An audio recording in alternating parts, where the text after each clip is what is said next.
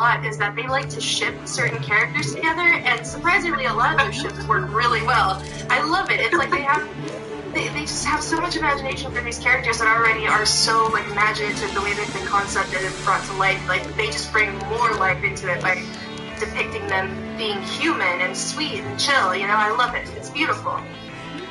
Yeah, I love definitely. it. Thank you so much, Queen Aulu.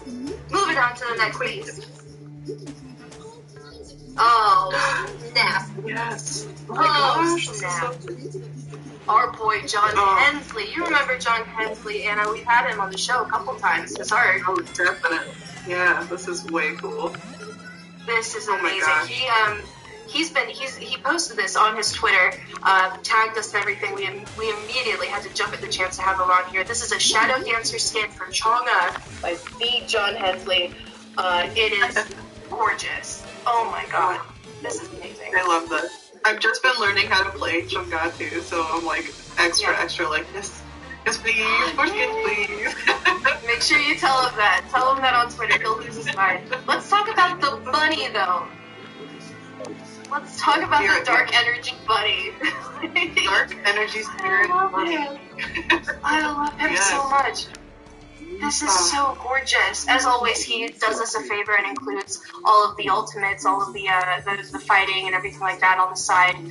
He also told me, because I was a bit confused. I thought those were hands coming out of her hair. Apparently, those are the sashes that look like hands to add to the more like spooky vibe of it. This is amazing. I love it. That's really cool. Yeah. Plus, I wonder what the voice back would sound like, since the rabbit always like speaks a lot on the voice back. I think it would be really cool.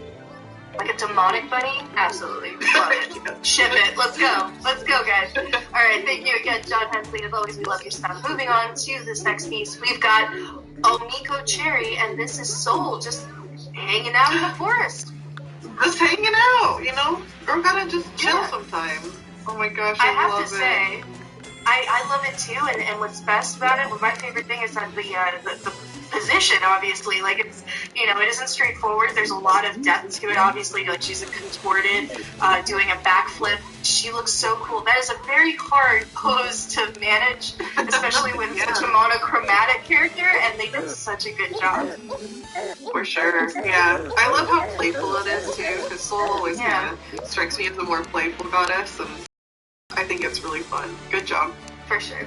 Good job, Omiko Cherry. We love this. Moving on to this next piece, we've got The Ring, Baba Yaga by Ilgen. I hope I said it right. I'm so sorry. This is great. Isn't it awesome? It's so scary.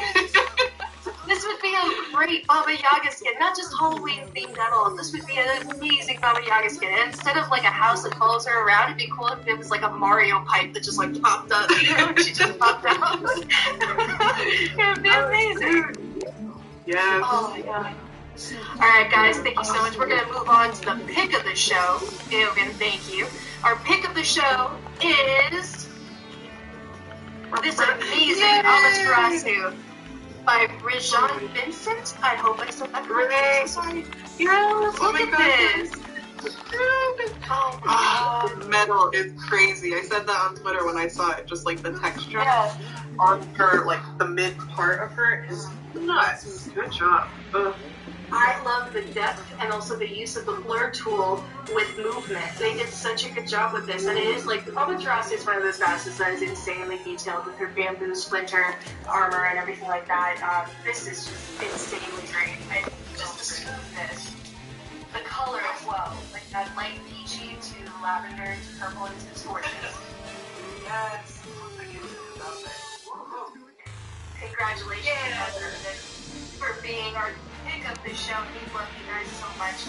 Obviously the challenge, we did it. The challenge for this next show will be to draw holiday-inspired cards. I know, original. But you know what? Right now, do whatever you want, draw whatever you want. Just make sure it's Smite or Paladins related if you want, and just enjoy yourself and love yourself and love everybody else. I've been Anna Bun. With me is my darling Bananimation, and also we've got, sorry, before I go, I got too excited. We have a wonderful audio piece by Bananimation. I forgot to. She's just a mean little girl. Yeah, already out. One of my babies. It's gorgeous. The bear is so cute. Small thing. Scruffy bear. His little feet. Oh man. Thank you so much, Anna, for that piece. Obviously, RTO is amazing, and your style is amazing. I love your art. Please be my friend. Thank you so much for being on the show. All day, every day. Come on now. Thank you for being on the show. Bananimation, Anna, my whole heart, my love. And I've been Anna Butts. That's been Bananimation. Love you guys so much. Remember the challenge for next show, and I love you. Good.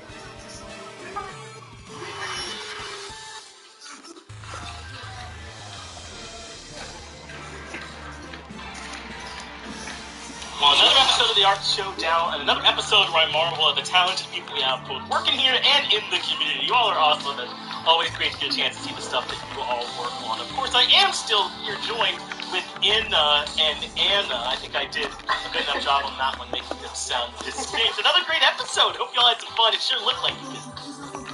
Yeah, we did. A lot of good stuff. Yeah, I thought so too. And you know what? Let's keep the spirit of that going. And as has become kind of a tradition now, we'll do a little bit of drawing here before we move into this month in Smite. Anna, what do you have planned here for Anna and I to try that? Well, off the top of my head, y'all have 60 seconds to draw your favorite Smite god as a turkey. Have fun, God bless, and gobble gobble. Oh, that's perfect. Okay. Okay. Mine's going to be a little bit more. I've already It'll be started. fine. It better look good. Make sure the plumage is solid, too. Demand.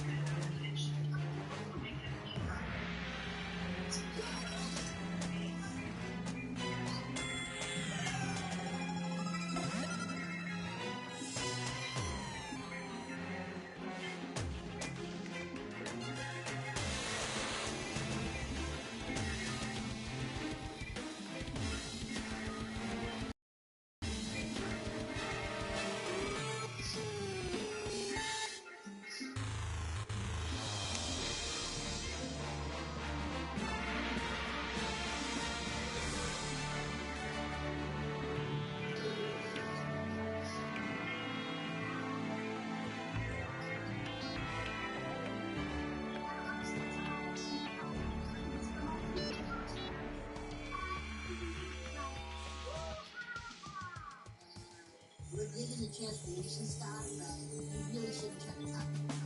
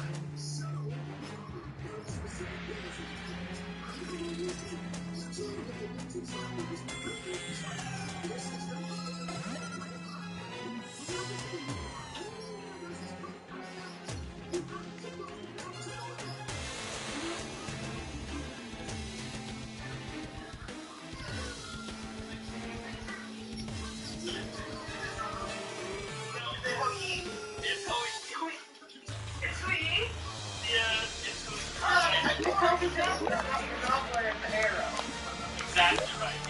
Yeah. I'm going to erase this from everyone's memory right now, so no one has to think about it ever again. I hate having a photographic memory. Just use it now. Remember that forever. Thank you. Yeah, I had a good time working on it. And I also had a good time working on this month and Smite for this month. That's exactly what's going to be coming next. Sorry, I've been diving in and out of the break. Back and locked in. This month in Smite is what's coming up real next.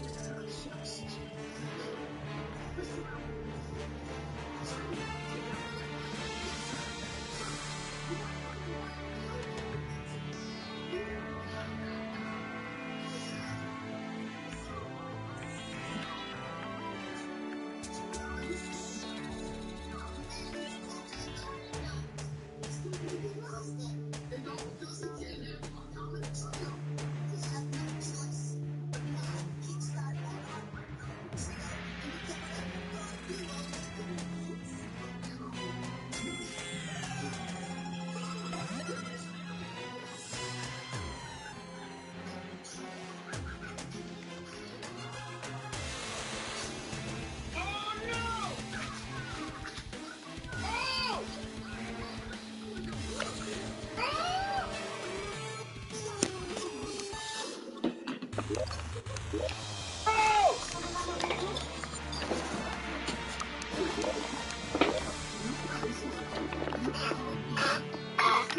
that actually went surprisingly well for Weekend. Got a kill, made it out alive. No way you can complain about that.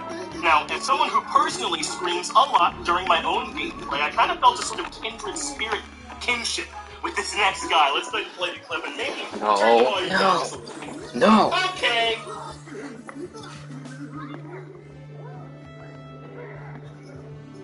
I got started making. Or making. I'm going to go back in, because I ain't no What's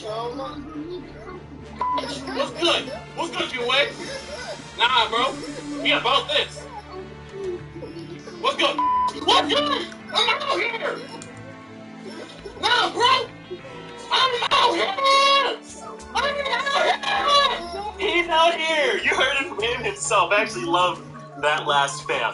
Now, this next one that's coming up, this next content creator that submitted some clips to it, actually submitted 4 clips, and I had to choose the one that I liked the most. I ended up choosing the one where she actually managed to hit the high notes, since I also find myself sometimes singing while I'm playing stuff. Ó,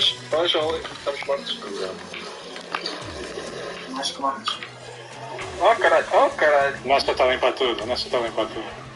Não limpou quem tava atrás. Espião! Ai, Jesus! Vai embora! Oh. Come on, how relatable is that? Maybe put her in the opera instead of playing some Smite, huh? Now, this next one is a close call of a different variety. Yes, Scream does nearly die, but he also nearly gets the pencil.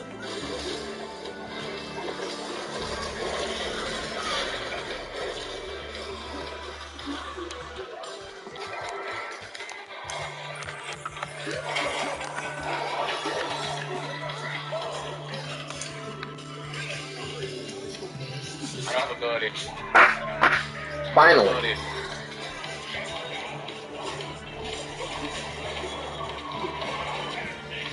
Don't tell me I didn't get that. Oh my. Oh, come on, that one was so close. Maybe we confer with the official council of Pentakills, see if they can go back and reinstate that last play. Nah, we'll wait on for all the rose tabulated, I suppose. Now, this next segment we're going to go into is the fails of the month segment. And we're going to start off with a play where I will confirm that you do indeed do more damage, but that's only if you hit your abilities.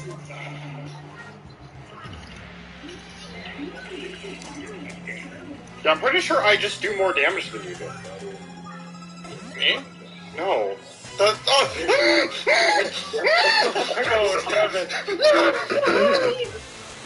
Oh my god! See, that's why we shouldn't call them auto attacks in Smite. Apparently they're not so free. Now this next clip, it's nothing new, it's Raven making a bad call. Let's go ahead and run the clip. Alright, Cupid's gonna get emboldened by the fact that he just watched Artemis back, which means he's gonna go for this tower, which means that I get a free kill, guaranteed.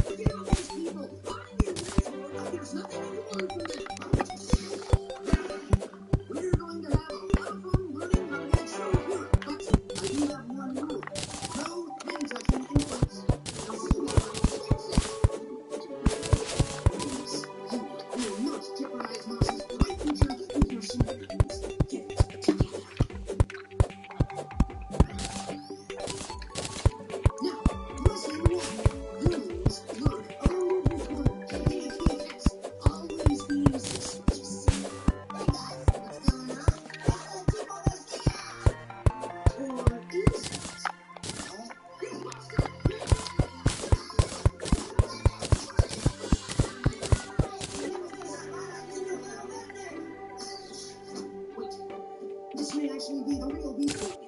But to be sure, I'll run a DNA analysis on this dude.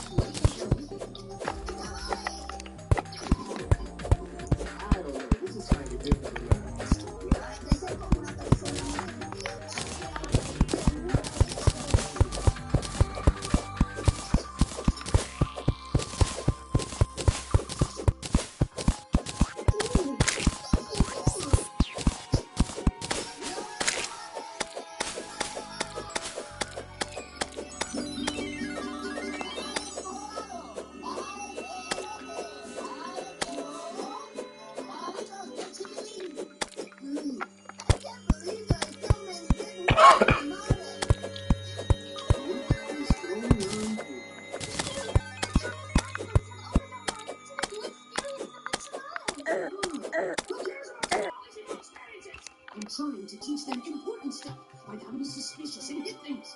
Now come on, you two, back to work. And no touching hands. Time to learn about the most important part of being a hero, the pose. Knee up at a 90-degree angle, shoulders flat, fist on the hip with your big wrists. And always look into the wind so you can get some of your can't actually go to the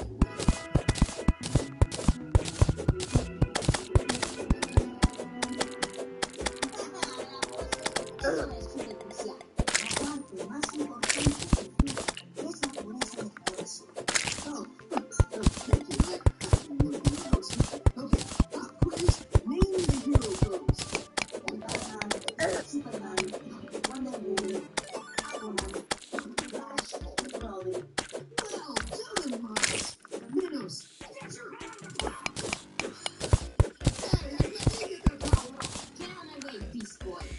What are you doing, Starfire? Man, this dude is impossible to beat.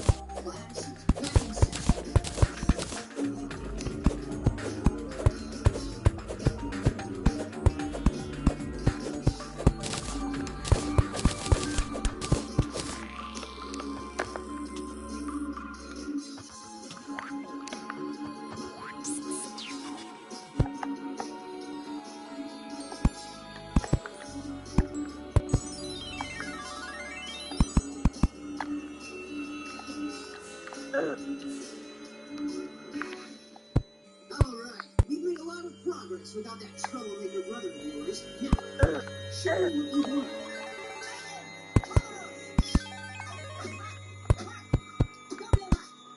Well done, Moss. Well done. But aren't we forgetting something?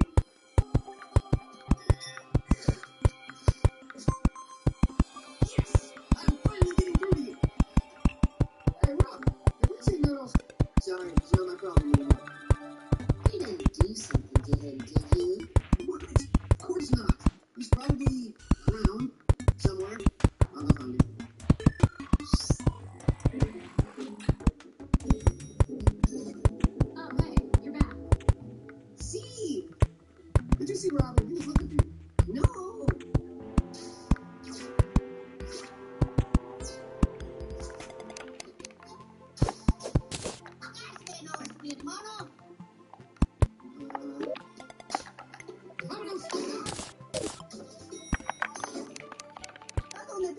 mi hermano.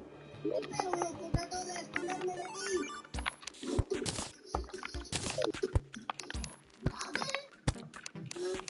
See? I separated them so I could have Moss's undivided attention.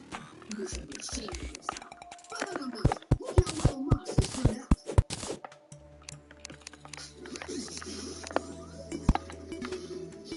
La presencia es demasiado grande. No me gusta esta sensación. What happened? Your ears are built up too much. What happens if we can't stop them? Yo, I just found a clip on my iPad. Check it. Whoa. Why didn't Meadows warn us this could happen? Titans fight!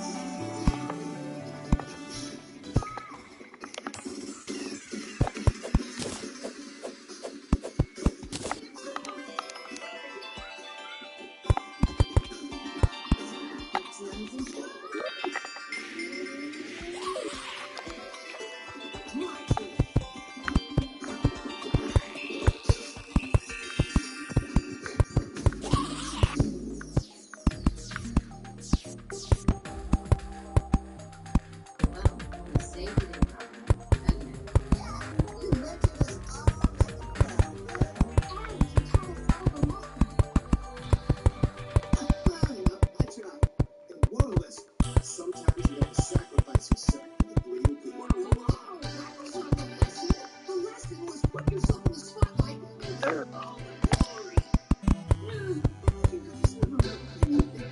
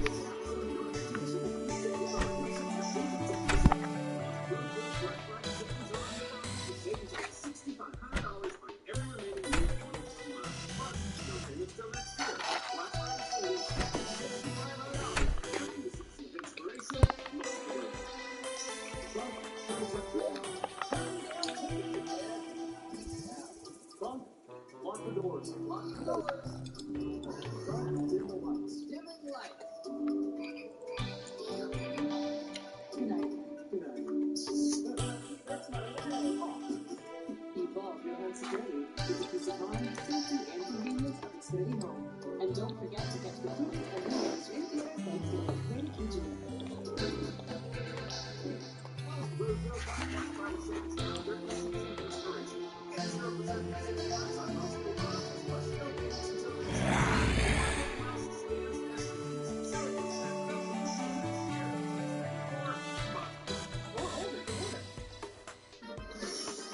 Take a ride on the Halloween side.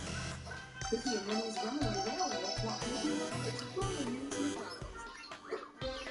Hop aboard with a riding slide before our classic hot milk and your McDonald's Happy Meal.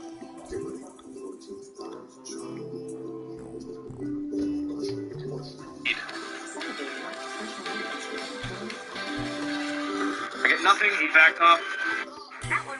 Am I? First step into. Well, that's it for the way clothes. You all giving it a try, doing what I. Does he do this to every show now?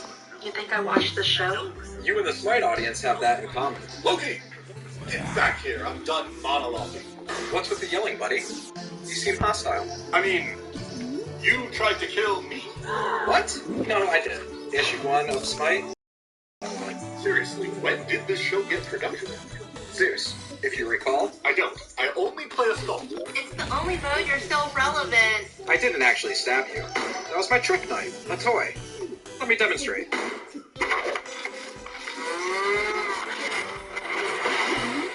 Falling back. Zeus? Someone just showed up that might be relevant to your interests. Loki. Get the f*** off my side. Of course, my horse. Stop with the horses. It's a problem.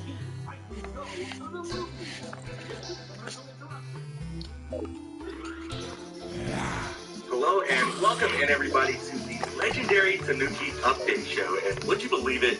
This is the final update show of Season 7, and we have got the absolute banger lined up for you guys today.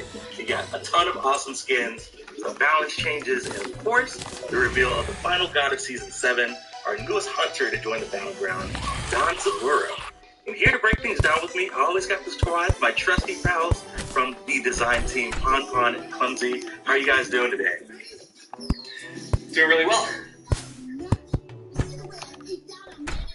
Pon, we can't hear you. You might have an issue with your audio there. Working through it, you know. How about now? There we go. We can hear you now. Welcome in. Well, let's go ahead and get down to business. So there's no bonus balance coming up, but there are a few skins that we want to put on people's radar that is coming out in a couple weeks on December 1st. And, you know, it's that time of year. Things are getting a little bit chilly. So we're going to start off with the Winter Wonderland chest. And the first skin we got up is Chilling Wraith Hades. And I love these skins to where they're winter vibes, but they're not like the holidays. They're just super cool. And this Hades skin looks really, really great. What do you think? Oh my gosh. Those poor minions, dude. Minions get no respect. Just frozen in time. And I believe we've got the turnaround video so you guys can get a better look at the model here that's coming out in game. And again, this is going to be in the Winter Wonderland chest coming your way on December 1st. Let's go ahead and take a listen to the voice pack for Chilling Wraith Hades. I hunger for their suffering. I hunger for their souls.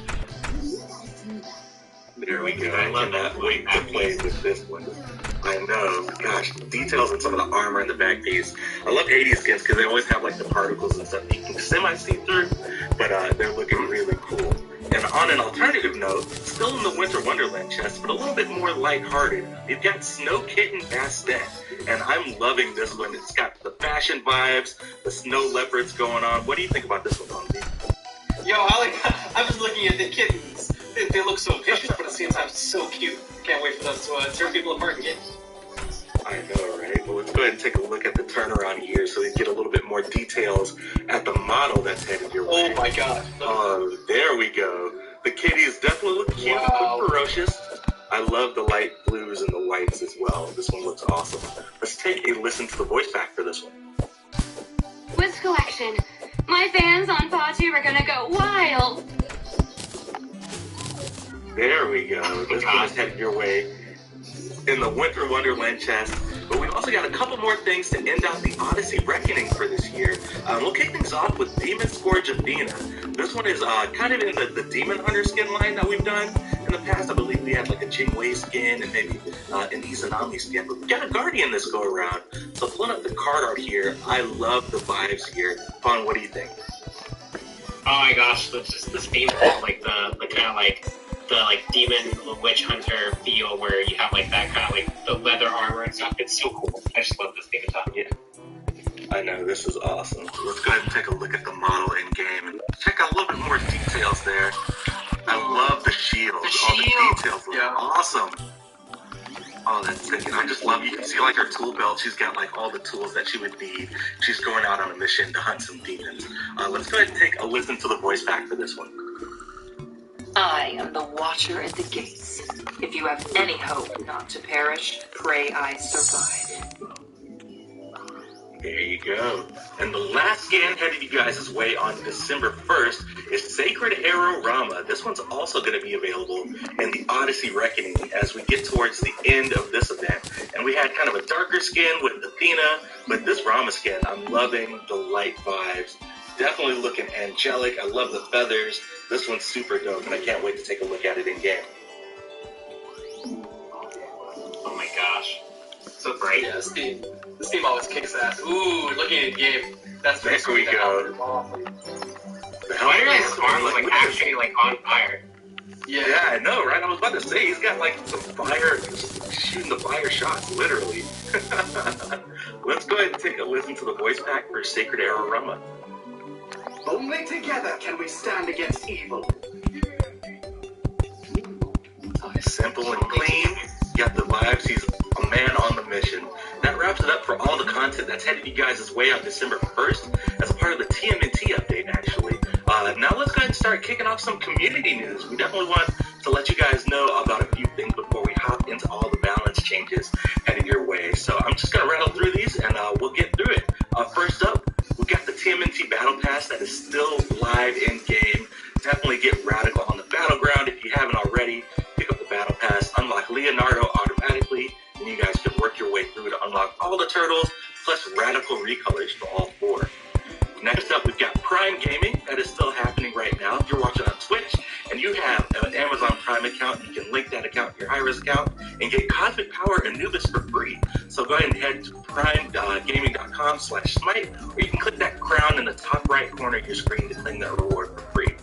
And last but not least, yesterday we launched the Season 7 Digital Loot Pack with a ton of awesome skins, including SK Gaming Merlin skin. Shout outs to all the SK fam that won Worlds last year. The Merlin skin is awesome. You can pick that up right now in game. Now let's move on to some of community-related stuff that's going on. We've got the Olympians applications that are actually live and open right now. So if you guys are interested in serving on our Smite Player Council, you can head to smitegame.com/Olympians, put in your application. Applications will be open for a month, and then we'll go through and do community voting in December, and then we'll announce the council in January. So if you're looking to join the council, we've definitely had a ton of fun with this year's Olympian. Would be awesome, and we'd love to have you serve on the council. Last for community news, we've got the Smite birthday art submissions that are open right now, but the cutoff is on January 4th. So if you're interested in drawing an avatar, a jump stand, or a global emote or anything, be sure to get your submissions in there. And last but not least for community news, we definitely want to give you guys a tune-in for Hi-Res Showcase and SWC that's coming in January. We had playoffs over the weekend, but in December we've got the wild card playoffs where your SOC and SCC teams are going to be battling it out for that spot in the playoff placement bracket for SWC. We're going to be having some meet and greets during Hi-Res Showcase. They're going to be happening in our official Discord. The schedule is actually live at highresshowcase.com. If you guys want to check that out. And then last but not least for community news, cosplay contest. We want to see all the awesome stuff that you guys are working on. The cosplay contest cutoff date for submissions is December 18th. So if you've been working on a cosplay and definitely want to participate in that contest, head over to highresshowcase.com and shoot in your submission by the 18th to be eligible to participate. And that was definitely a mouthful. Thanks for hanging out. That is all for community news.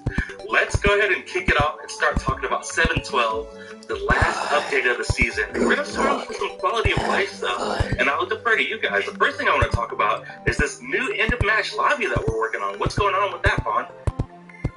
Yeah, so we have a new end of match lobby. There's basically there's been a whole bunch of new art done to it. There's been a few like feature implementations. But the big thing we want to do is make sure that that end of match lobby looked nice and slick, looked nice and modern. Update a few things that need to be updated. And we're hoping that players really enjoy it because there's some interesting features in there, including like some graphs that you represent like how you compare it against your other teammates. It's just overall a nice update.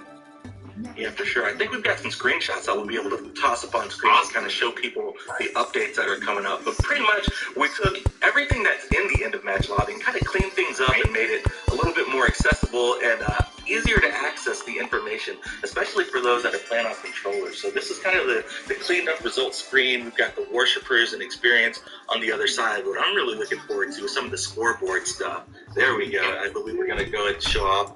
So this has been cleaned up. And then if you hover over names on the scoreboard, you actually be getting some more information on the right-hand side. So if production wants to just go to the next screenshot, there we go.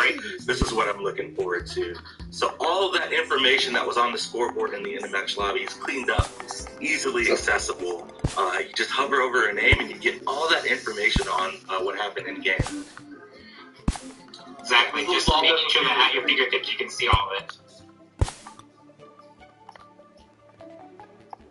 There we go, the detail screen here. Of course, we're playing, that was an interesting game with 9999 all around the board. The most even match ever. I know, right? I'm incredible job. And here's some of the graphs that you're talking about, Pod. Get more of a visual representation on what happened in the match. Exactly. You can sort those video tabs on the left-hand side, which is pretty awesome. Yeah, definitely looking forward to this, and this is coming out in the next update, 712, new in-match lobby for you guys. And the next quality of life update, this is kind of a callback to you guys were just watching this month in Smite in that screen clip. We're actually making some changes to the kill streak timer. We're going to be increasing the time frame where successive kill counts towards your accolades. It's going up from 10 seconds to 15 seconds. So hopefully there's a lot more pentakills around for everybody. Yep. Yeah, it's one of those things that when you're playing, it's like, man, that felt like a pentakill, but it was like actually 11 seconds. Just removing the ambiguity, right? If it's at 15 seconds and you still couldn't get the kill, you probably didn't get the pentakill. But 10 to 15, that's like a kind of fuzzy gray. For sure. Well, that wraps it up for quality of life updates. You guys ready to start talking about balance? Yeah, absolutely. All right, let's get into it. And I do want to tell everybody that's watching in chat, we're working on patch notes. They are not quite live on the site yet, but we've got our awesome web and community teams working to get patch notes live for you guys. So you won't be able to follow along with us right now, but we're shooting to have notes up as soon as possible for you guys. So let's start things off with game modes. And the first thing that we want to talk about is Corrupted Arena is making its return. My favorite adventure. Looking forward to knocking people in some holes. The map has actually got a lighting update, and of course that relic is coming back up to where you can, it's like the wind burst. Clumsy, what do you got to say about this? You're my second favorite adventure after Racer. After Racer, of course, yeah.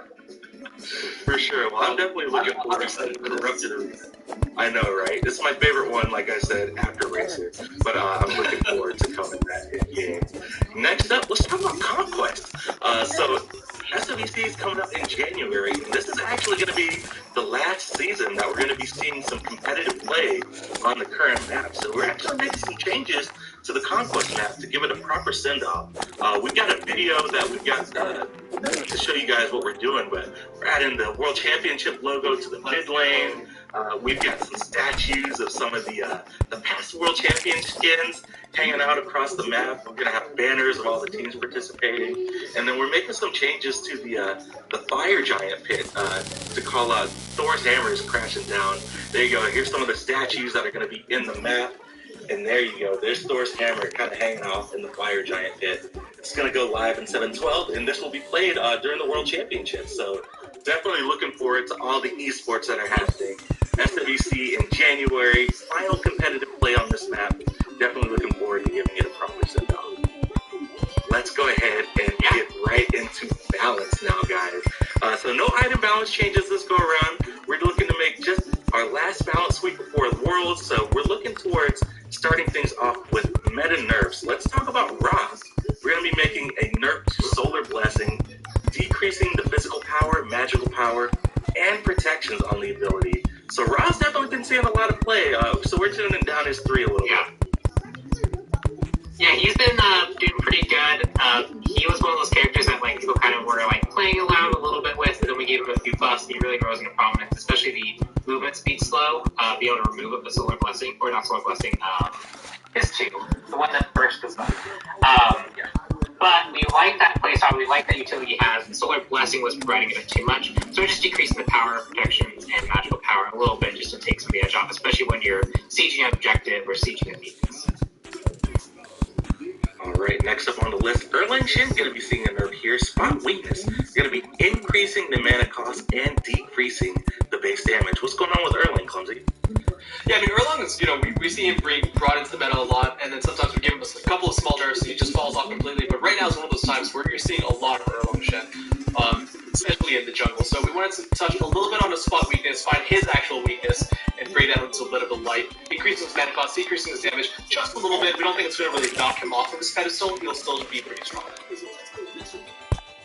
Alright, moving right along, we've got Persephone up next. We're going to be seeing a nerf to Grasp of Death, and we are decreasing the ult deployable HP from 5 hits down to 3 hits if somebody is locked in the cage.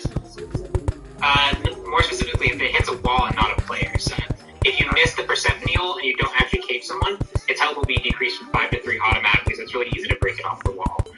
And so this is just really to hit one of her frustration points, and if you read the dev commentary, it goes a little bit more into other frustration points, and maybe even future plans we might bring to Persephone. But this was just when it misses, it's still a very powerful ability. We're just doing something to make sure that it feels less powerful. And with all these characters, you'll probably hear say, little adjustments. That is because this is the 7.12 pre-Worlds patch. Our goal really isn't to shake up the meta so drastically that all the things that players have been playing with are kind of changed as they go into the tournament setting. So really what we're looking to do is take the really high end top picks, take some of their edge off, make it so that there's a bit more competition for the very high pick ban slots, and just kind of round out the roster for Worlds. For sure. Alright. Next up, we've got Yamoja. Coming up next, we're going to be seeing a decrease in the slow from 30% to 20% on Riptide, and then increasing the cooldown of River's Rebuke, that's a tongue twister, by 10 seconds and on rank. Yeah, so Yamoja, I know there's going to be a lot of feedback from the social media and the chat, but we didn't really want to nerf her consecutively back to back. We know that in the casual scene, she is really subpar at this point. But contrast that to the pro scene where she is still 100% big fan. And you know what? I talked to a few of the pro players that enjoy playing her. Some of them are like, yeah, we actually don't know why right now, but the other ones are like, no, actually she is insane. It's a lot of these different key points. But we wanted to target things that we think are really going to be the highest level of competitive issues. So River's Rebuke, 100 to 110 seconds. We're seeing pro players line this up perpendicular to the lane and really catching a lot more people off. Riptide as well, we think the pro players use this with really great strength, finding gaps in the ultimate and then putting the Riptide right at the end, and just bringing people back like a Hercules full. We wanted these little targeted changes to Yamoja, especially with Worlds coming up, like Han said. We don't think this should trickle down to the casuals too much. Alright, coming up next on the nerf list, we've got Sobek, and we're going to be seeing a decrease in base damage on Lurking in the Waters. Yeah, so Sobek's really kind of turned into a character that's been seen in all levels of ranks, in the dual lane. He's one of the most contested characters in SP on ranked as a whole right now because of it.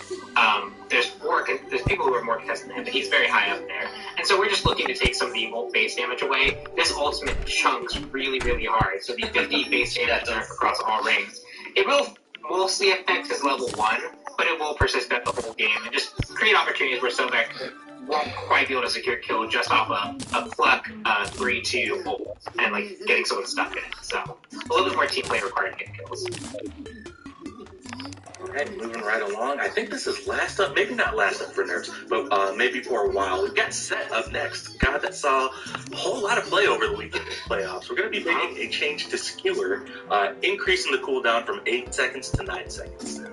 Yeah, speaking of gods, which you see a lot of them to get proceed right now, Sand is kind of just coming and taking over, right? We saw him a little bit before, then he kind of fell off a little bit, and then just bang out of nowhere. You see him playing as the ADC, you see him in the mid sometimes, you see him in the jungle. He's everywhere. But he also has such a high skill cap and skill floor. We want to be very careful with the nerfs we did.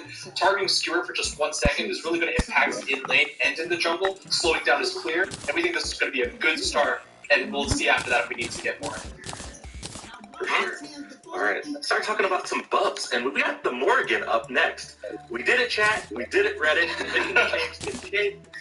This ability is now going to transfer any jungle buff or consumable potion effect that she has active for the duration of her ultimate. So, that elixir of speed, you're not going to be losing it anymore in the late game.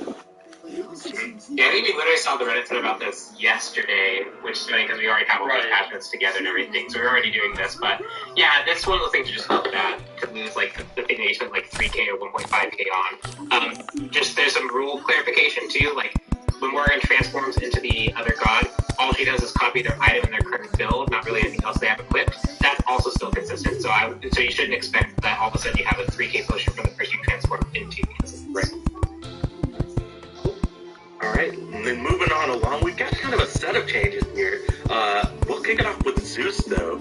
Aegis Assault can now be placed over walls. And how do you guys want to do? You want to go through the others? Or you want to talk about Zeus first? I think we could probably do them all together. It makes the most sense. Yeah, it's really just like... Alright, so next on the list, a similar change. We're going to be making the same change for Ice Wall, and then Terra as well. Crushing Earth. Those three abilities will now be able to be placed over walls. Yeah, most ranged deployables in Smite can be fired over walls. There are times that we don't want to apply this to every single ability in the game, and we're going to be looking at each case specifically. But when we were looking at Zeus, we thought, Ymir and Terra are very similar examples of abilities we would expect to be able to fire over a wall. And it feels odd, actually, that you can't. There's going to be some different kinds of implications here. So maybe for Zeus, because you can't fire your one over the wall through the walls, maybe this won't be as effective. But for Ymir and Terra, where you're actually creating deployables that block player collision, this is going to be a pretty big deal, and we're pretty excited about this. For sure. Definitely looking forward to it. Alright, I'm excited about this next change in particular. We're going to be showing some love to Bologna, and some pretty big buffs here. I'll start off with Master of War. We're going to be increasing the passive duration, and then Shield Bash, Bludgeon, and Scourge, we're increasing the weapon duration for all of those. And then Eagle's Rally, we're now going to be providing magical power to allies, as well as physical power if you are standing in the aura. Yeah, so lots of few quality life buffs, check changes, as well as direct buff changes. Master of War was kind of a shorter duration, and it also didn't match with your weapon timer. So when you pull out like the bludgeon, if you aren't taking damage or hitting someone, it goes away in 5 seconds. So Master of War lasted 4 seconds. They both now last a consistent 7 seconds. So you can really use that as a little bit of a metric for when your weapon's going to change. But we also made it so that the weapon lasts longer, so that you can actually take it from camp to camp or from camp to lane and more easily. And now if you're in the middle of that bludgeon swing that you think is going to get the last hit, and it swaps to the sword at the very last second, it doesn't deal enough damage, that no longer occurs. Now it will preserve, even if you're at 7 seconds when you start the swing, it'll wait until the swing resolves, and if you hit someone, it'll stay as the bludgeon. If you don't hit someone, it'll swap back. So just a lot of quality life for Bologna, just helping her out a little bit there. And then Eagle's Rally finally bringing more team utility rather than just physical god utility. For sure. Alright, next up on the list, we've got Cthulhu. Quality of life change may be a small nerve, depending on how you're feeling, but we're pretty much just doing some changes to make persistent buff and debuff effects more visible when he's in his ultimate form. That way you can see things like thorns a little bit better. Yeah, I mean, we definitely heard what people were saying, that even though you cannot use relics like thorns inside the ultimate, if you proc it beforehand and then go into the ultimate, it's still going to be obscured by, pretty large mesh. We've been working on this kind of a change for a while. It affects a lot more things than you'd expect. A lot of the things that are going to be playing off of his waist, quote-unquote, waist at that side, are going to be offset towards the player's camera. So this means it's not going to be offset for everyone in the exact same way. They're going to see it specifically to their camera. And it's only going to be affecting things on his waist. There are other effects that might still be hidden, and we're going to be working on those on a more individual basis, because like I said, this affects a lot more than one might just expect. But for now, thorns will be now more easily seen by players against Cthulhu. For sure, definitely open to the feedback. Keep sending that stuff our way, guys, and we'll definitely look into it. Yeah. So we've got another fix coming up for Hell. We're going to be fixing an issue for Stance Attunement, where the passive was only increasing healing from abilities and the Fire Giant buff. It should now increase heals from all sources. We also fixed an issue where the healing bonus wasn't properly ramping up over time, and then we fixed an issue where an unintended temporary icon was being displayed on the buff bar. Yeah, with all the healing changes, we're just looking for cases that break that healing consistency past. Hell was one of them with Stance Attunement. It was oddly working on abilities and Fire Giant buff. Unsure why that one in particular, but now it should be healing from all sources the same way that Brian is weakest with increased healing from all sources. Alright, moving along to Loki. Going to be seeing a buff to Flurry Strike here. Going to be increasing the final strike damage and increasing the final strike scaling. Vaughn, I'll let you take the floor with Loki. Yeah, so Loki, largely just releasing some cool stuff. We've seen people trying in Soul Lane, Jungle. He seems to be pretty good in both roles, although he's overwhelmingly played in the Jungle. And one thing we want to do is make sure that the Jungle Loki has a unique strength that it brings, and we felt like its clear speed was a little bit low. And we want to make sure that some Loki, the one where you're building a power, those feel a bit more rewarded. And Flurry Strike is one of those abilities that people feel is a little bit underwhelming, considering how long it is to channel and how much potential there is. So we're going to make it more rewarding. We're going to increase the base damage, especially on Flurry Strike, the final hit, which is mostly used in the jungle role, as well as the final strike scaling, which will make it more rewarding when you land that final one. We do hear concerns about the speed of Flurry Strike, but we think that it's important to the core goal of the Loki rework, which is reducing frustration. If that becomes faster, if that becomes difficult to counter, we could be back at square one with Loki, where frustrating just kind of deletes people without needing feedback. So we're looking at other ways to address that feel versus just speeding it up and making it faster. Alright, moving right along. We've got a buff for tier here, and change stance. We're going to be increasing the assault stance power, and then increasing the defense stance protections on this building. Yeah, it's playing up the identity of each stance that you're in. Change stance is definitely over 1.1, so we wanted to make sure it just felt a little bit more relevant each time you do put a point into it. You know, getting that first point at level 1, at rank 1, you're only getting 10 power and 10 protections. That really doesn't feel like much. We've done a lot of change to tier. We just wanted to keep inching forward to where you might be a little bit more playable on all ranks. There we go. Alright, next up we've got Sylvanas. Going to be showing some love to some base stats for Sylvanas here. We're going to be increasing his base movement speed, his base attack speed, and attack speed per level. Yeah, Sylvanas is just, his base stats are very low. His movement speed, especially for how big he is, where his feet are covering that, like, they feel like they're covering a lot of distance, he was very, very slow, and there's not really any way for it in his kit to, like, really help or make up for that too much. As well as attack speed and attack speed per level is very low. That's somewhat of a legacy thing, given how powerful his wave clear used to be, but it also means that any items that might splash an attack speed here and there that you want to bring first team, such as, maybe a Shogun's History to help his team out, he was really benefiting negatively from that because it really works off your base attack speed. So these changes should just help him feel a bit better overall, move a bit faster, attack a bit faster, and just feel more smooth. Alright, and I was just super excited about that Sylvanas buff. I got ahead of myself. Forgot to talk about Alquam. So we're going to do Dragon's King Sword here. We're going to be decreasing the power-up time, and then we're actually doing a revert to Dragon's Call, increasing the attack damage. Yeah, I mean, Dragon King Sword, we got a lot of feedback on that. It's a little bit hard to play around it sometimes, so we're thinking about reducing the passive, the duration, by the cooldown, really, by a long time, to make sure that you get a little bit more opportunity to play around it. And like Isaiah said, it's a revert to the attack damage. We saw him, pretty highly prioritized, mostly in the ranked scene, not even so much in the SPL, right? We haven't seen him a little bit there. So we wanted to bring the attack damage back a little bit, see if we can, push him a little bit more into the meta, just for a little bit. Alright, so we already talked about Sylvanas. Let's move on to Artio up next. Energy Surge, or Maul Prey, we're going to be decreasing the mana cost on that ability.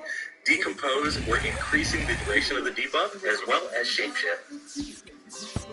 Yeah, so Artio, especially early on, has heavy mana problems. As a lot of Stancers do, they have to consider twice the amount of abilities to fire at the start of the game. We're just reducing this to give her more opportunity to actually mess around with like her different abilities and different stances, as well as rewarding her more for actually swapping pretty regularly. So Decompose, when you hit, you apply a debuff. That's going to last longer, so you have more opportunities to play around it. As well as Shapeshift, the buff going up to 6 seconds. Similarly, you're more rewarded for actually like constantly swapping and using your toolkit. Alright, let's talk about from bears to bees. Let's talk about Amus and Cobb. And we're going to be doing a revert to Stinger here, increasing the base damage and also increasing the physical power scaling. What's happening with AMC? That's a fantastic segue. We're bringing a little bit of a revert to some of the previous nerfs before. Stinger, we've addressed a lot of different parts of his kits, and this all stems back from when the passive used to be able to proc item effects. But, from there, we got some buffs in. He got really into the meta. He saw him all the time, got some more nerfs. And now we're at a spot where we think we can bring him a little bit more power. Of course, he has very little safety. His highs, we think, are in a pretty good spot, so we didn't want to bring any more power into there. We think allowing the ultimates do a little bit more damage should probably feel fair, especially for AMC, who should be good at boxing. Yeah. Alright, we've got a couple other hunters lined up here. Apollo up next. So beautiful, we're going to be increasing the damage on the ability.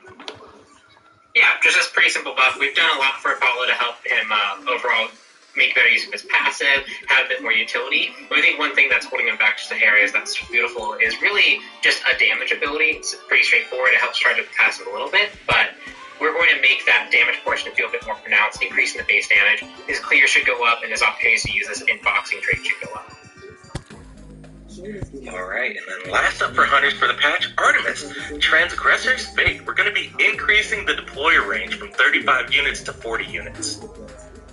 Yeah, Artemis is she's doing pretty well, but we don't really see her that much in much of the high level scene or in the SPL. We did a lot of board changes, but I think it's gone over fantastically. We gave her some slow immunity too. Now we're gonna play with Transgressor's Fate a little bit, which you don't really see that much used, inside of fights. You see some really cheeky plays with your supports or in team fights, but increase the range on it. We want to be very, very careful, because if we think we go too far, this might actually start being pretty OP. So there's a slight increase in the quality of life of this ability.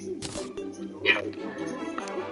Alright, got a couple more gods left for balance this round. Chalk is up next. And Stormcall, we're going to be increasing the damage mitigation that Chalk gains while he's channeling the ability. Yeah, we've done quite a few buffs to Chalk over time, and one thing that we've largely focused on is just increasing his overall power, with a little bit more focus towards late game, but this one is purely a more mid to late game focused change. One thing that he struggles with is once he actually gets in a team fight, he doesn't have the same tools or maybe mobility to really survive. But Stormcall could be a major cooldown now to really mitigate a ton of damage in the late game. If you jump into the enemy team and they try and burn you really quickly, you can just Stormcall to react and mitigate a ton of that away. So increasing the mitigation per rank here is just going to give him an extra tool to help him in the area that he largely kind of lacks some strength in, which is that late game team fight, being the front line for your team.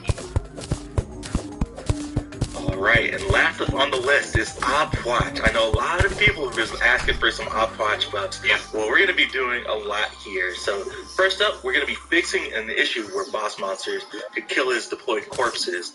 And then after that, we're just going to be doing a sweeping pass on Undead Surge, Corpse Explosion, and Fleeting Breath, decreasing the mana cost on all three of those abilities.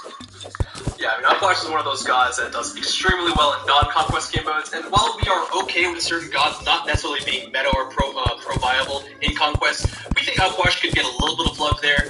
We want it to be very specific on where we touch him. We don't think his damage necessarily needs that much of a change, but his mana cost, well, he's a combo mage, and in conquest, you go through a lot of mana, so we think decreasing across the board is going to help him a lot, and we are also going to keep a closer eye on him with potentially bigger changes into season 8. For sure. Alright, well, that wraps it up for balance for season 8, for season 7, guys. 7/12, that's going to be coming live on December 15th, and all of that balance will be headed into the World Championships. Good job, guys. Yeah, we got through a year. An awesome year, but we did it. Let's go ahead and talk about some of the awesome skins that are coming out in 7/12. We got a couple that we want to talk about before we start talking about Danzaburo. So first up, we've got the Righteous Paladin chest that's going to be featuring Radiant Heroine Bologna, and this is definitely in the theme of some of our past kind of like magical girl skins, but she's a little bit more fierce and she's got some armor going on. Yeah. What do you guys think? So cool. I just love like the crazy like giant hand with fire coming off. That's just cool. I know, right? I feel so bad for everybody that just got launched like by that strike. Poor minions again. I know, right? There we go. And this one's definitely looking sick. Oh, I love that sword, and the wings are awesome too. Yeah, that's awesome. Armor's looking. I gotta imagine the effects on that skin are gonna be really cool. Darkness has reigned over this world for too long. Allow me to be the beacon of light that illuminates it. There we go. That is Radiant Heroine Bologna. Next up on the list, we've got the Mystic Shaman chest. And this one is going to feature Saurian Conjurer Opwatch. And this is definitely a skin theme that Opwatch doesn't necessarily have. And I don't think we've done anything like this before where it's just a true Mystic Shaman, but he's also kind of transformed himself into a lizard. And I'm loving, I guess those are the corpses in the background? What do you guys think? Yeah, it's gotta be the ultimate.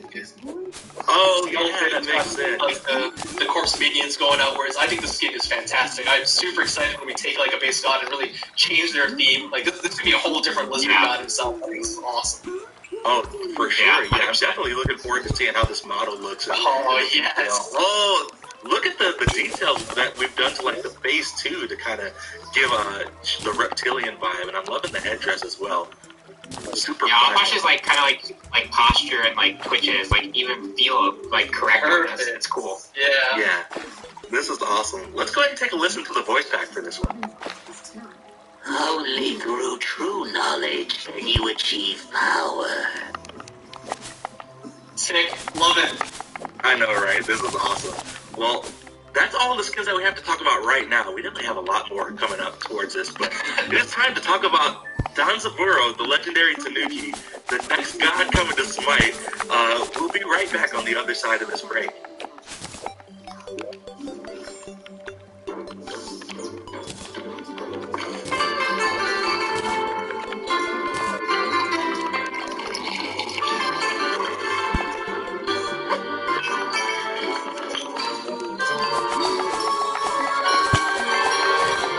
Who are you?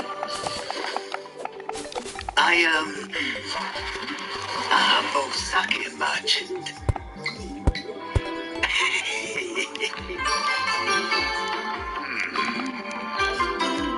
Beat it. My king, I have many a tale of how my spirit... I got all the sake I need. Okay. If you insist, this sake is reserved for the gods. Wait, I am a god. Proceed. As I was saying, my sake is beyond compare. The gods were captivated by it. They couldn't resist. After one drink, they were singing my praises. They endlessly searched for me to repeat business, of course. Once they found me, the scene erupted in celebration, and we all had such a blast. I remember Fakas even told me that he never... Merchant, you have a deal. I'll take your 10 cases. No. Make it a day. Excellent. Enjoy it.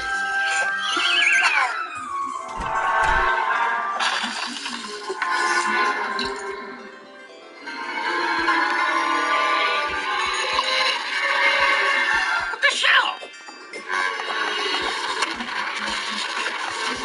That thief. Cretin.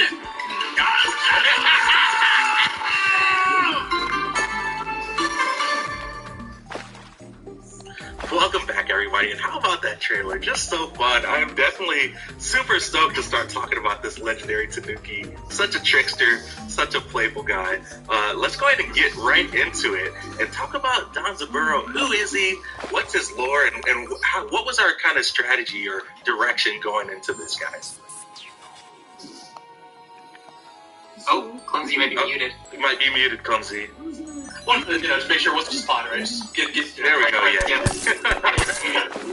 Yeah, you're welcome. Solidarity. Danzaburo, well, he's a Bake Tanuki, which is like a Tanuki, but a more supernatural version. And there's a few of them in Japan, or the stories, of course. And Danzaburo himself, he's the leader and supreme commander of the Sano Islands Tanukis.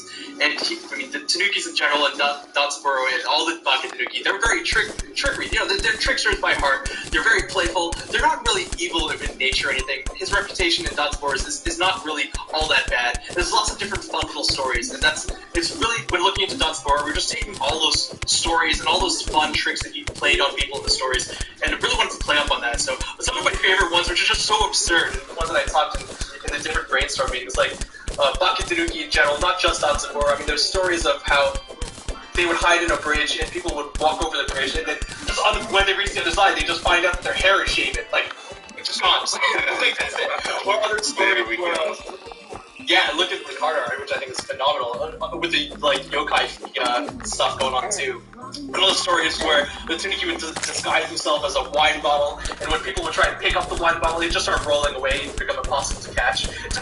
Tanukis in general, they're just fun, they're playful, and they're not always evil. Sometimes you can find out that they're there to help, and we're going to find out in Smite, right, that his story is not really one of strife. In fact, there's so much darkness in the world going on right now that he's there to kind of bring a little bit of light, especially with Tsukiyomi. So just cute! Oh my goodness, this is definitely what everybody needed right now. In Smite with Cthulhu going on in 2020, we just needed a cute, playful trickster god to kind of close out the season, and he is looking absolutely phenomenal. And I believe we're just about ready to go in game and start talking about some of these abilities, because I took a quick look at PTS this morning and he's crazy. So I will get Pawn the floor and let him do the thing before we start getting into details. Yeah, go ahead. Everything. Do the stuff.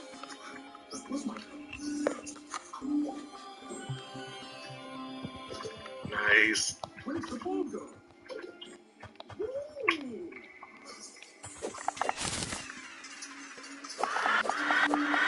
There we go. Oh my goodness, it looks so good.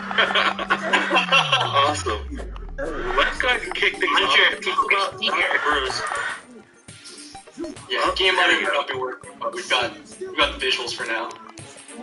Yeah, if you want to hack back, I might be able to try and fix this.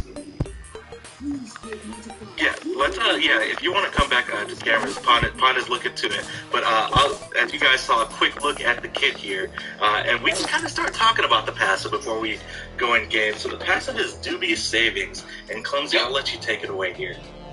Yeah, so I think we should be doing game now on audio. Excellent. Dubious savings every time Dunsborough gets gold, other than from the natural spooling of the game mode. 10% of that gold gets stored into one of his money pouches, which you can see in like the passive meter. There's up to 4 pouches, and anytime he's filled up to a certain max amount, so for example, the first pouch filled at 300 gold, he gets an extra. Magic may be terrible. Well, let's explore. And going on in 2020, we just need a little bit of luck.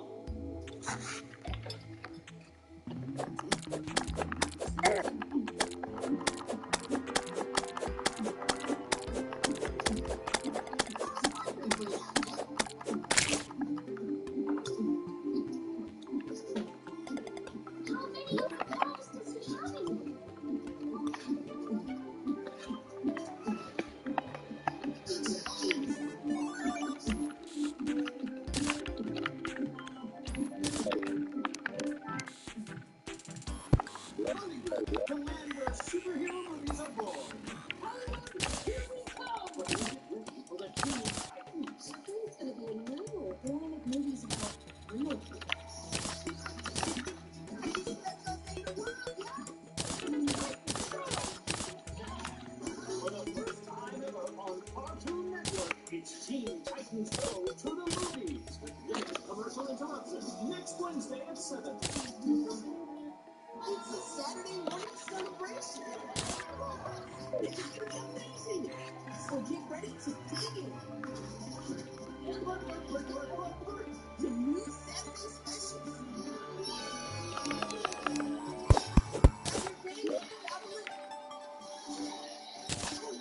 We've come to the table. Feast on new Saturday specials. Saturday morning at 9 on your Cartoon Network. Especially with Sugio, because so just cute. Oh my goodness, this is definitely what everybody needed. Really phenomenal, and I believe we're just about ready to go in game and start talking about some of these abilities, because I took a quick look at PTS this morning and he's crazy. So I will give Pond the floor and let him do the thing before we start getting into details. Yeah, go ahead. Everything. Do the stuff.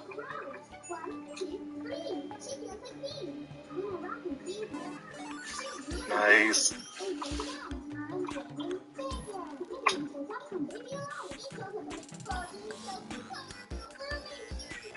Oh, there we go. Oh my goodness, it looks so good. Awesome. Well, let's go ahead and kick things off and talk about Dr. Bruce. Yeah, game audio may not be working, but we've got the. If you want to hack back, I might be able to try and fix this.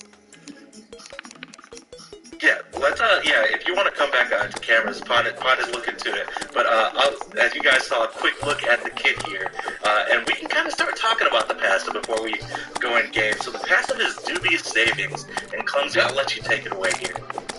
Yeah, so I think we should be doing game now on audio. Excellent. Dubious savings every time Dunsborough gets gold, other than from the natural spooling of the game mode. 10% of that gold gets.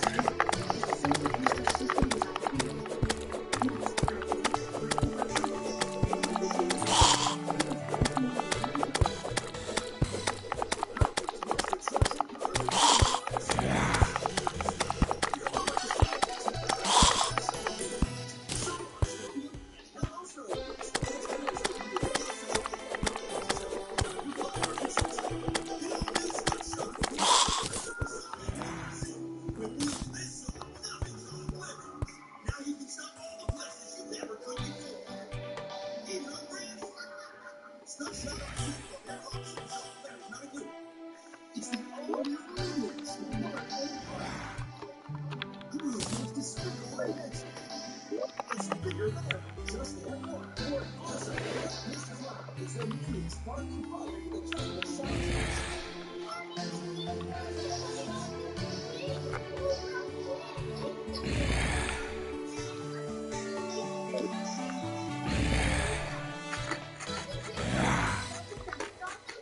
You can beat anything. New Star Wars The Mandalorian. Try out any speed. The force is so strong with this one.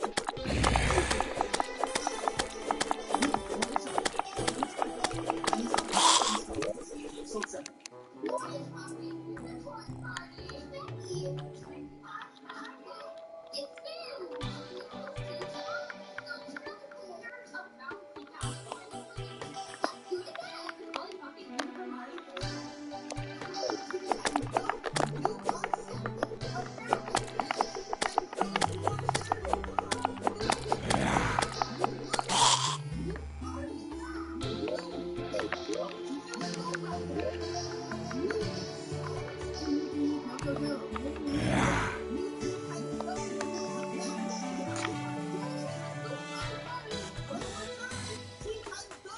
New episode Saturday morning at 9 on Netflix. Sharing all the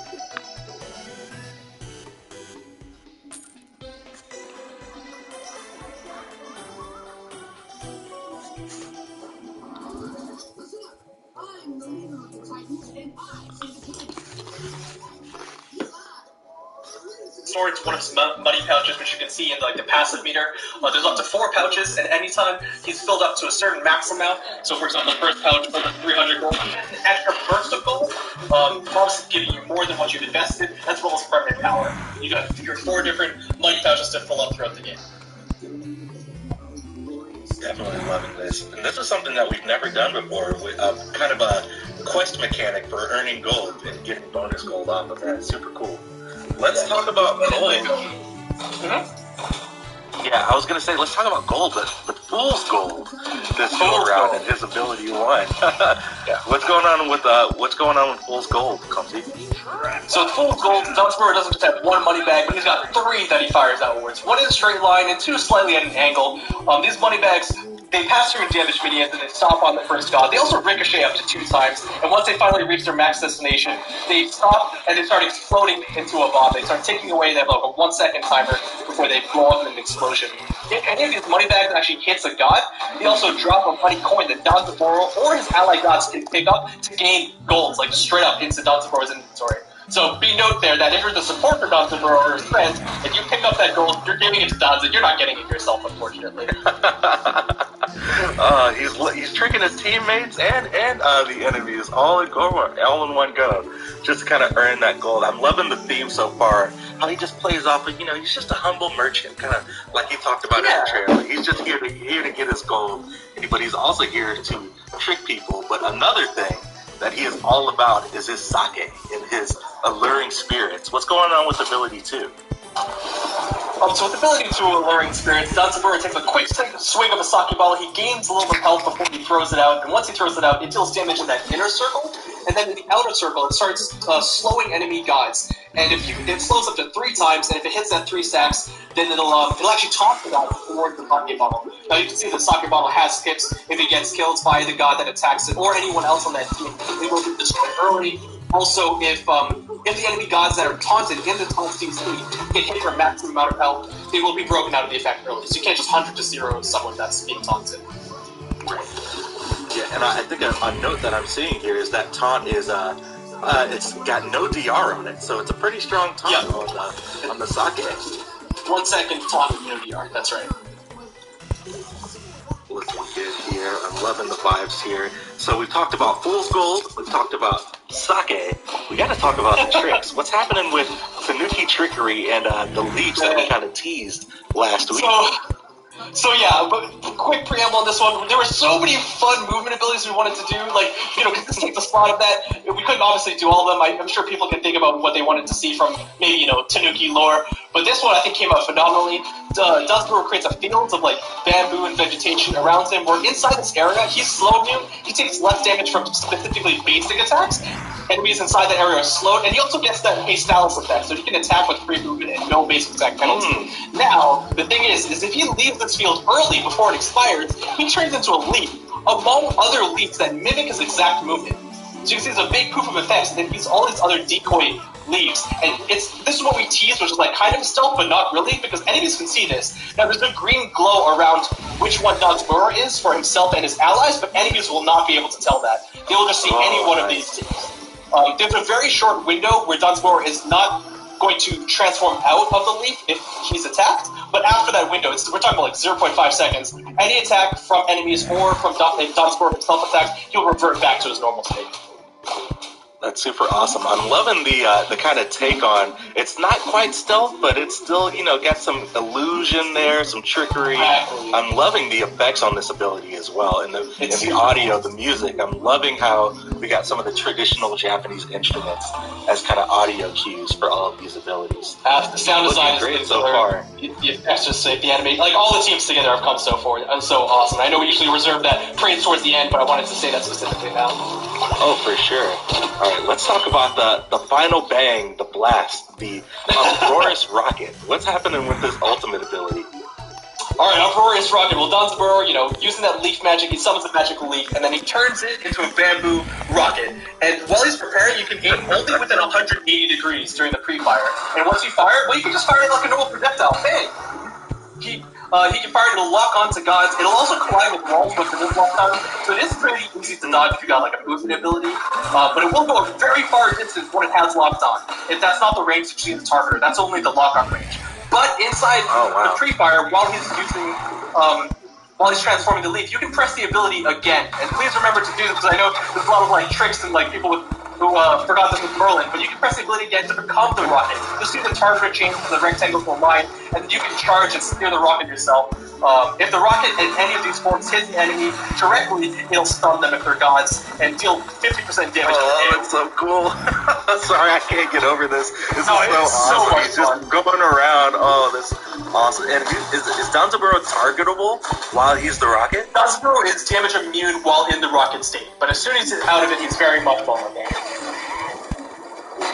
This is definitely awesome. I can't wait to just fire this in duo lane and go all the way to red buff and engage in a fighter and engage what's happening. It goes pretty fast, it goes pretty far, and I know we're gonna get into this playstyle and stuff in a minute, but I want to let people be aware that this ability, while it looks strong on paper, it's very easy to dodge and get away from. The rocket in either the projectile form or if he's charging can collide with walls and can be body blocked, right? And it's a full 1.5 second pre-fire time. So if you want to gank him, he's actually pretty susceptible to ganks. You just body block the rocket, and he's not going anywhere.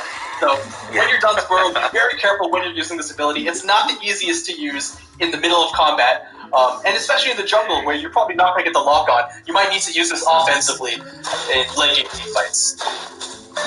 For sure. Well, yeah, you kind of touched on it a little bit, but how are you guys feeling about his playstyle? I know in the closer look we said, traditional hunter in the dual lane, maybe can flex in the mid, but other than that, where do you guys think that he's going to land, and how are you building him, how are you playing him? Ooh, that's an important one. I think he's definitely a traditional hunter. I think he'll be best played in the ADC alongside other supports. If he's got a strong aggressive support with him, he actually dominates pretty well in the early game. Late game, with his deplorable-based nature, it's a little bit hard to pull off some of his abilities, especially his ultimate in the jungle. But, you're a hunter, so you just hit that left click, and if you've got a good build, then he'll definitely be shredding enemies. And so, speaking about builds, like you said,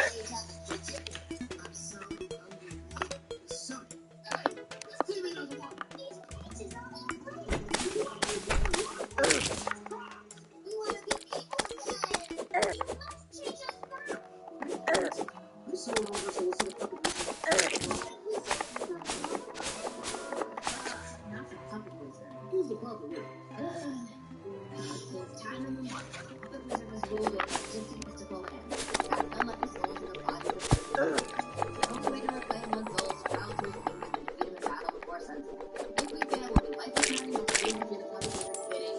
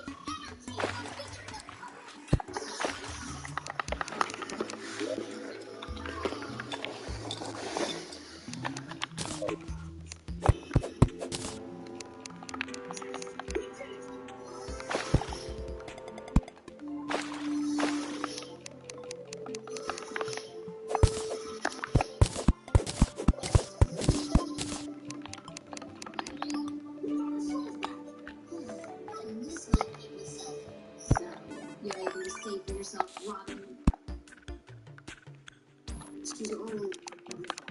It's just hard to be a leader if nobody listens to me. That's crazy. It was all our fault. Yeah, leader, we should all do this for you, bro. Starfire? What about you? Mommy, come here to me.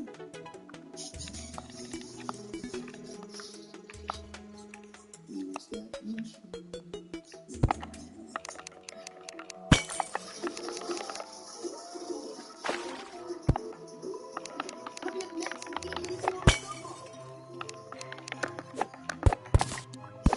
From Disney's Frozen 2, take your favorite music home and sing along with Elsa and Anna.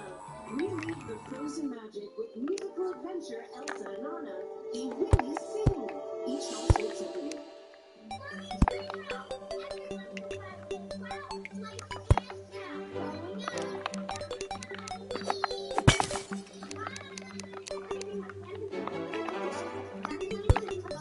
You can be anything. Your culture performances to rock your community.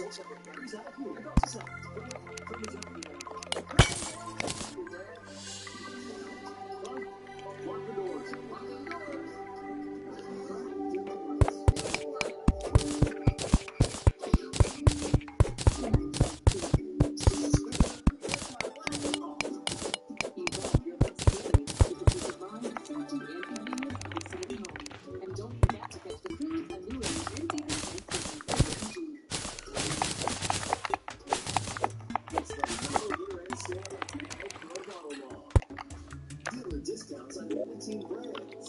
Come visit us during our motto year-end sale. SUVs, trucks, cars, hybrids, and camper thousands of new and used pool cars. Come see us. Save during our model year-end sale. The Outgrown Auto Mall is here to save you money. Think you're ready for the new Big Air Burst Vortex Climb Battle Set? Well, then you better be prepared to battle too, man. And with the high-speed battle axes, you can take your next level. Go for the Vortex Climb and bring the burst. Be the one. The new Big Air Burst Vortex Climb Battle Set. First right there.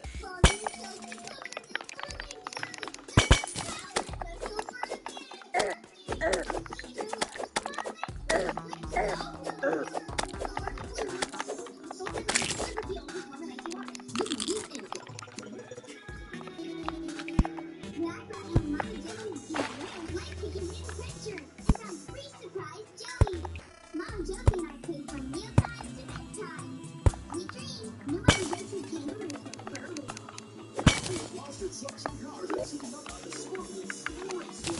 They're racing to take out a massive Scorpion. So long, Scorpion, and hello, Scorpion. Scorpion Steam Raceway comes with one monster truck and that car. Adults are selling $50 other cars and sold separately. In just 7 days.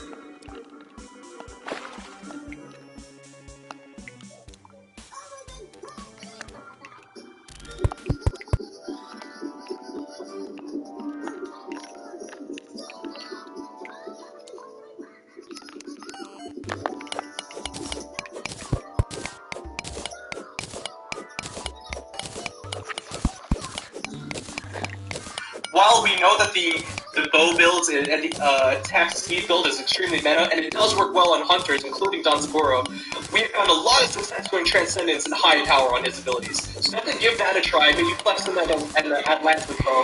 But I'm waiting. He's going to spend about 2 years, so I'm sure that'll shake things up. I know, right? Definitely looking forward to it. Well, this is the final god of Season 7, and we've kind of gone through all of his kit and kind of some playstyle recommendations. Did you guys have anything else that you wanted to say about Danzaburo before we start looking at his recolors?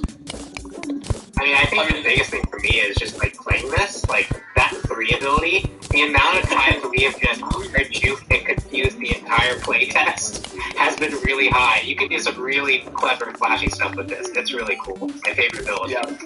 Paul has definitely done some really fun stuff with this one, because, like, he'll 5-head this one, right? He'll use this one, he'll definitely look at the lead and where they're going and aim it towards a place where he wants enemies to think he's going, rather than just focusing on where he is. Because if you're playing and you're just playing at the league and you just hug the wall, the players know it's going to be you. But you gotta pretend to be the other decoys. That's the next level. Right, yeah. I'm definitely looking forward to seeing some 200 IQ plays with the leads coming up. Alright, well, that's a wrap for Danzaburo, but let's go ahead and start looking at some of the recolors that we've got for him coming up. You've got Bake Danuki Danzaburo coming up first. This is the standard recolor that you'll be able to get with, gems in favor. I love the reds, and this card art is awesome. I love the rice ball with the wiki face and the oh no, he's gonna eat me. I didn't see this one. This one's amazing.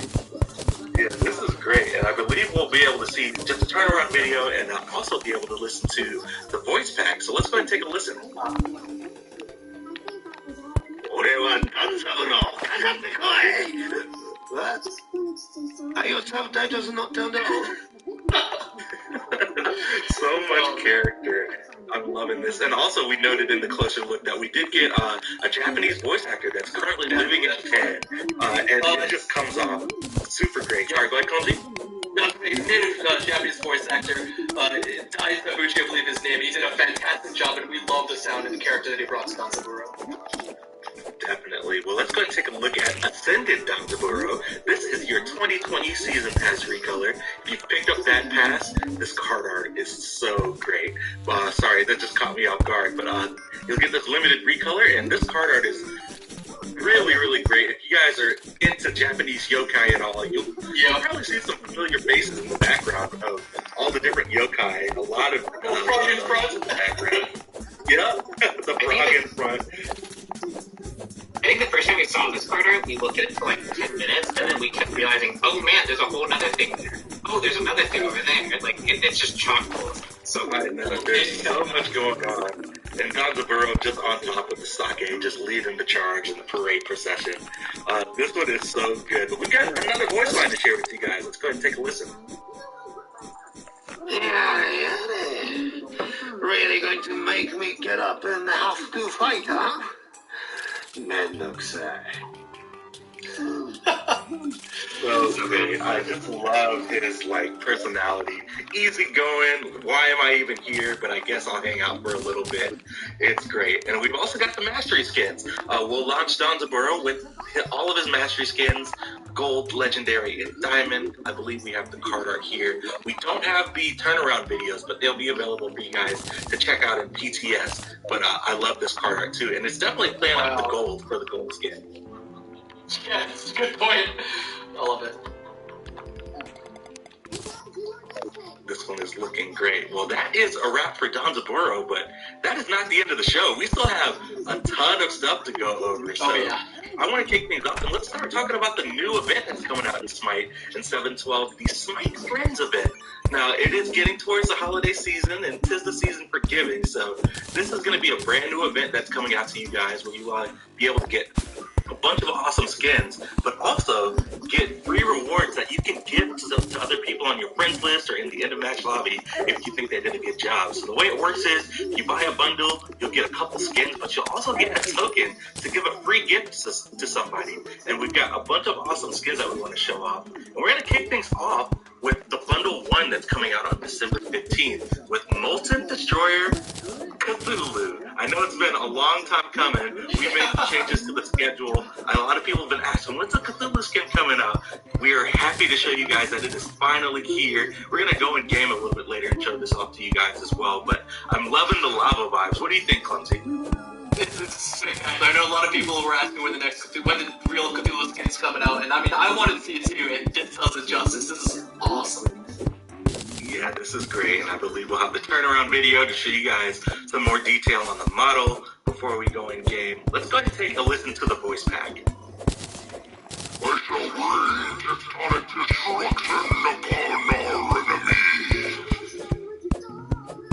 There we go. I'm loving the rocks, the deep oranges and reds, and I believe Pawn is just about ready to show us off in game here. There we go. I just cannot get over how crazy good the model is. And the effects are awesome. I'm loving the flames. It's sick. So I mean, when you just gotta go full damage, right? Because you've got to burn for sure, right? Yeah. You gotta bring the heat. There you go. Ooh, this is looking so cool. Oh man, I get this in the ultimate. That is sick. Oh, straight out of a volcano. That feels so cool, those abilities. Definitely loving all the effects and stuff from this one.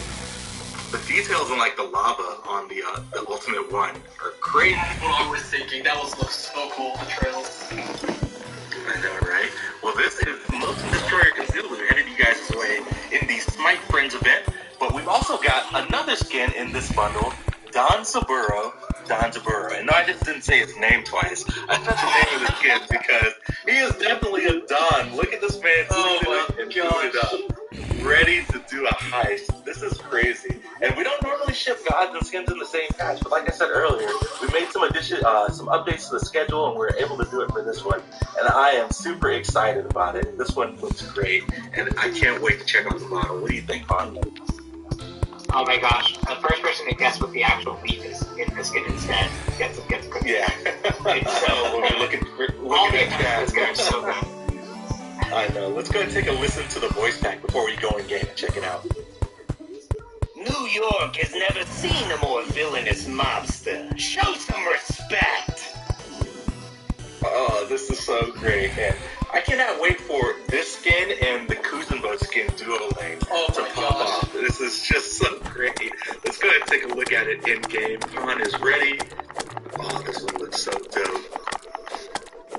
Got the basic attacks, the tiny little rockets, the money bags. Yep. This is great. Got the coin there. Something they're obviously still a work in progress. Like I know we're missing some sounds, but that'll be in for you soon. For sure.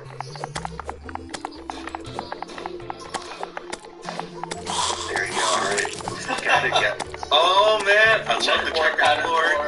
Oh, the money, the dollar bills. Dollar bills, yo. It's so good. So I love that. That is awesome. Alright, take a look at I wonder what the ultimate is. Oh my gosh. It's got a top hat. That's awesome. That's too bad. I love this skin. This skin is great. Amazing. I can't get over this. This is so great. Like I said, I love the pinstripes too, but I love the monster vibes. Dr. Bro just has the perfect attitude for a skin like this. Yeah. And it definitely translated super well. Well, that is the first bundle in the Smite Friends event that is coming out on December 15th. Let's talk about bundle 2 that's coming out on December 29th. The first skin that is coming up for this one is Malware Monarch Persephone. And this one is definitely super awesome. Got the sci-fi vibes. What do you think, Clifton? I was really excited. I got a chance to play this one in its ass. Like, the effects on this one are just awesome. I love the robotic scenes and what we can do with them, and this one definitely took it to another level. Yeah, for sure. And lots of interesting sci-fi sounds and stuff incorporated into this. It's coming out. Oh, the money, the dollar bills. Dollar bills, yo. It's so good. It's so great. I love this. That is awesome. Alright, take a look at I wonder what the ultimate is. Oh my god. It's got a top hat. That's awesome. That's too good. I love this skin. This skin is great. Amazing. I can't get over this. This is so great. Like I said, I love the pinstripes too, but I love the monster vibes. Dr. Bro just has the perfect attitude for a skin skin like this. Yeah. And it definitely translated super well. Well, that is the first bundle in the Smite Friends event that is coming out on December 15th. Let's talk about bundle 2 that's coming out on December 29th. The first skin that is coming up for this one is Malware Monarch Persephone.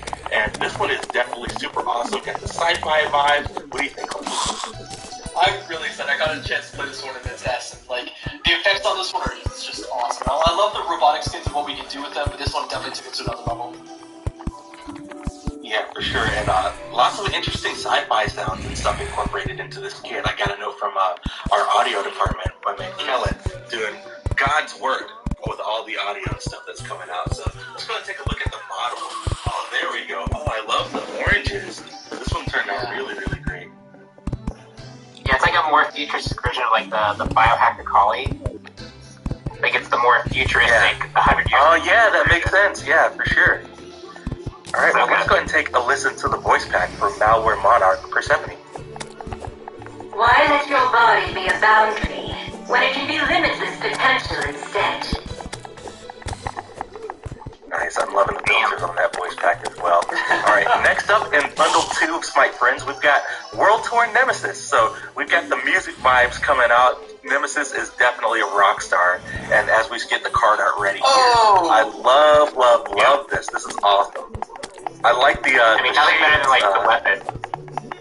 Yeah, that's awesome. It's like the guitar going, the sharp edges, the shutter shades are awesome. Yeah. And I believe we'll have the model turn around here to show off, but the details on the outfit and the card definitely look sick, and I'm loving the wings, got the translucent effects going on. This one's great. What do you think?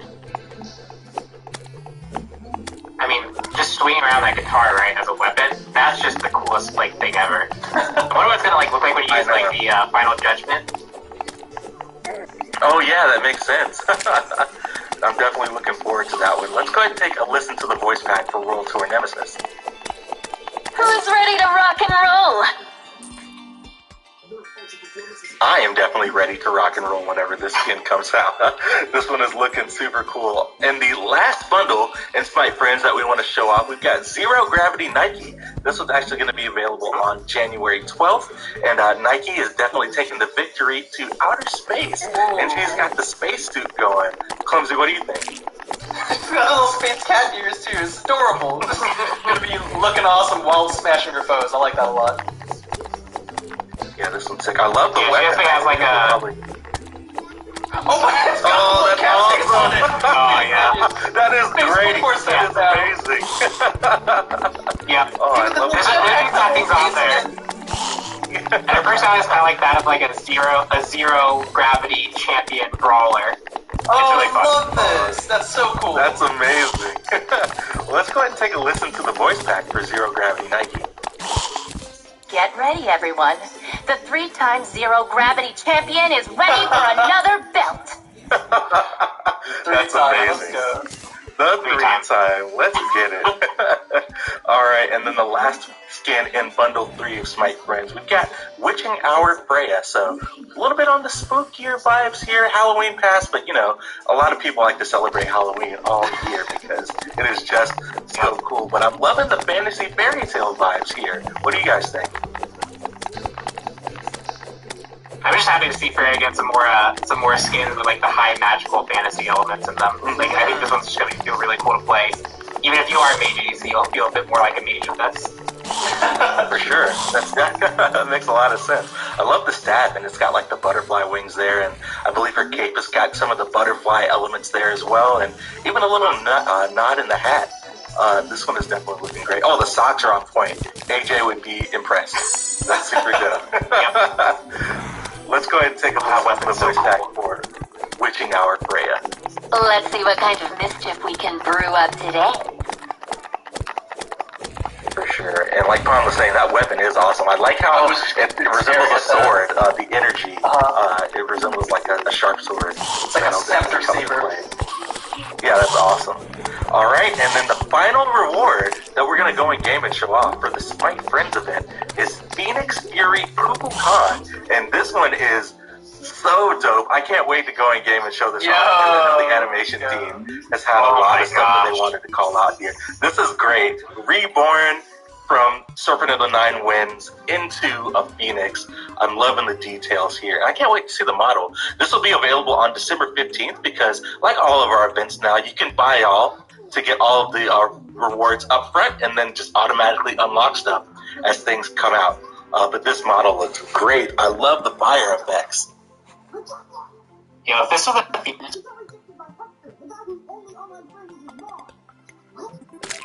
Notice an explanation.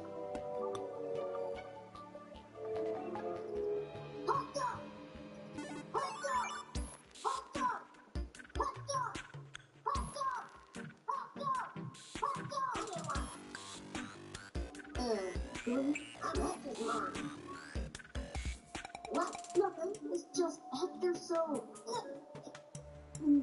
You're so. You're good. Can we do more like?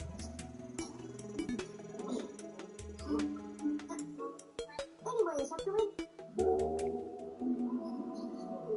Nothing to worry about, buddy. In the absence of a door I can slam, I'm gonna do this. Can we at least talk to them?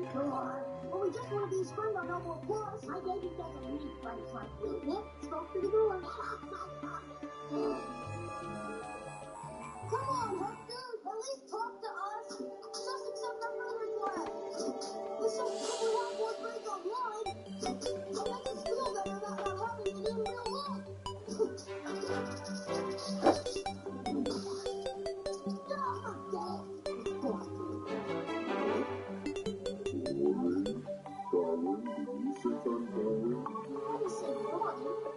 Just much less interest. But I do loads of cool stuff. Like what? Well, this is my bed. Are you sure your mom's not here? It's not like I'm a sleep or anything. It's just I really don't want to get you back. What's that? That's my hamster. Darling. Dude, I think that's Barney's. I believe.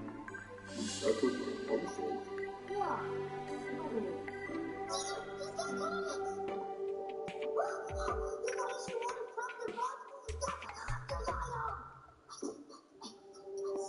You saw that? He's got a full stream. I nobody will let me dare read it. No matter how much it rains, this city always smells lovely. What's this? Looks like pre-seed enthusiastic just withdrawn their 100 witches from the bank. Gotta get down to business. God is so fast to me. What a pleasant surprise. It's after the box. Take this. That's much fun.